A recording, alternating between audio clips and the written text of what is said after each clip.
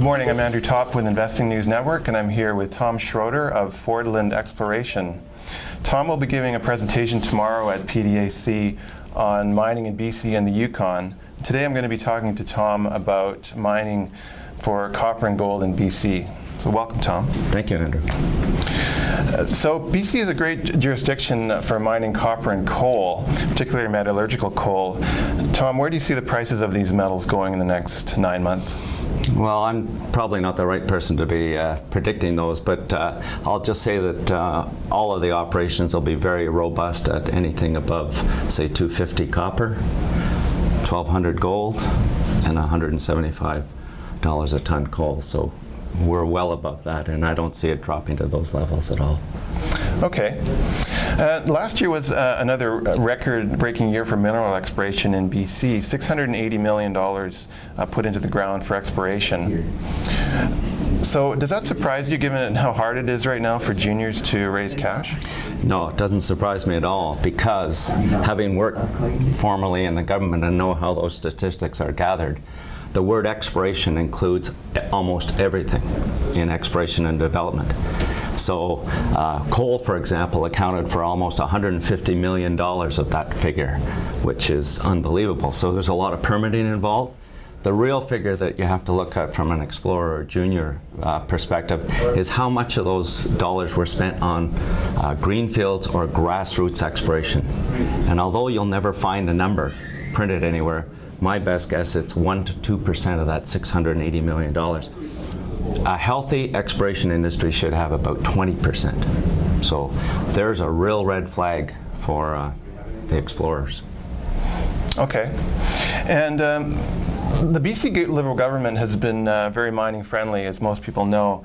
And as you know, there's an election coming up in BC in May.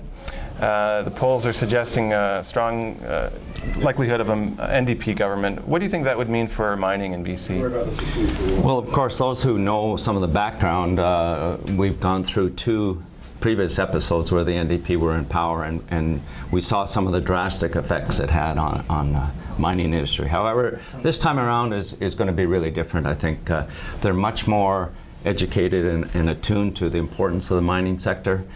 They have good people there.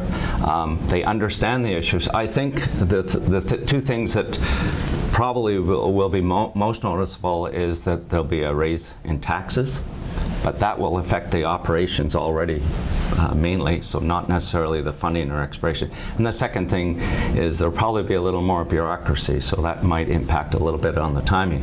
However, of the 28 plus projects that are in the environmental assessment process in British Columbia, many of them have already or are close to receiving their permits and their funding. So it's too late to put the brakes on those projects. So there's a big momentum going, and I think whatever happens, happens. Now, having said that, the Association for Mineral Exploration BC and the Mining Association of BC and a couple of other groups, the Coal Association and the Mine Suppliers Association, have joined forces to have a program called Mining Matters, or About Mining, so that the electorate and the political parties know the importance. It's an apolitical campaign, and this is going to be very important in the next month and a half or so too. We want the public to make sure that their vote counts, so they need to know the facts, not the fear-mongering. There. Okay. Now, Taseko tried to buy Copper Mountain Mining back in '09. Mm-hmm. Do you see more M&A going on in the copper mining sector in BC? Well, that's a good question, and I think the answer is no right now, because the copper mines that are in production right now, other than Copper Mountain, are very stable. They're long-term producers. They have mine extensions. I think I'd look at the next level below, where you've got advanced projects with resources on the books, where a company might own up to 70% of the project, leaving a junior with 30%, and maybe that's an attractive proportion for mergers and things. Okay. Seabridge Gold's KSM deposit it's one of the world's largest copper gold projects. It's got 38 million ounces of gold and 10 billion pounds of copper. So when do you think we'll see this mine in production? I guess the answer is we may not know, because we won't be here. No, seriously, it's a very large area, and the ice and snow has just receded in the last 25 to 40 years. So they've done really well with the exploration, but there are, for those who have ever seen pictures of it, there's access and infrastructure logistics that are going to take some time, some lengthy time. So I'd say it's probably more than 10 years off or whatever. But we'll see. I mean, it depends on how aggressive a company can be in getting their permitting and negotiations with First Nations and everything. Okay. There's other companies exploring for gold in BC, as I'm sure you're aware of. So which ones should be on investors' radar right now?